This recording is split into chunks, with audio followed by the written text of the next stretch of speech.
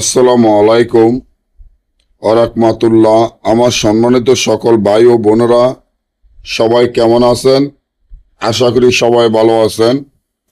আল্লাহর রহমতে আপনাকে দোয়ায় আল্লাহ তাআলা আমাকেও ভালো রাখছে ইনশাআল্লাহ। মাল সহ চোর হাজির করা পরীক্ষিত একটা নকশা। এই নকশাটি আপনাদের মাধ্যমে নিয়ে আসলাম। মাল সহ চোর হাজির করার নকশা। আপনারা যারা মাল সহ চোর হাজির করার চিন্তা ভাবনা করেন, চোরকে হাজির করবেন মাল সহ।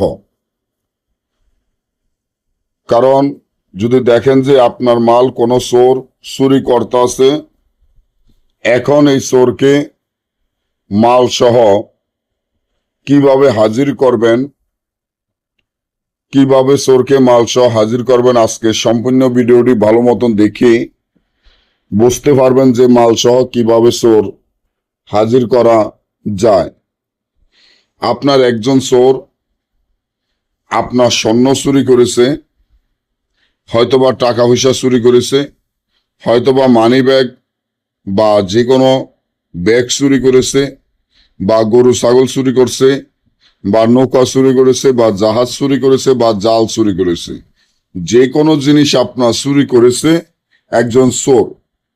এখন আপনি খুব হতাশা টেনশনে পড়ে গেছেন, এই চোরকে মাল সহ কিভাবে হাজির করা যায়।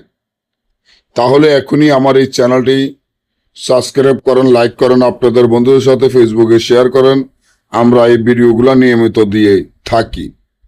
মাল সহ চোর হাজির করার জন্য যে তাবিজটি দেখেন, কাফনের কাপড়ে তাবিজটি লিখিয়া, মুখদারের কাপড়ে, শনি হয়তোবা মঙ্গলবার কবর থেকে কাপড় এনে ওই কাপড়ে তাবিজটি লিখিয়া, তাবিজটির নিচনে মালের নাম এবং যার মাল চুরিয়েছে তার নাম, তার পিতার নাম লিখিয়া একটি পুরাতন কবরে পুঁতে দিলে চোর মাল সহ 1 ঘন্টার ভিতর হাজির হবে।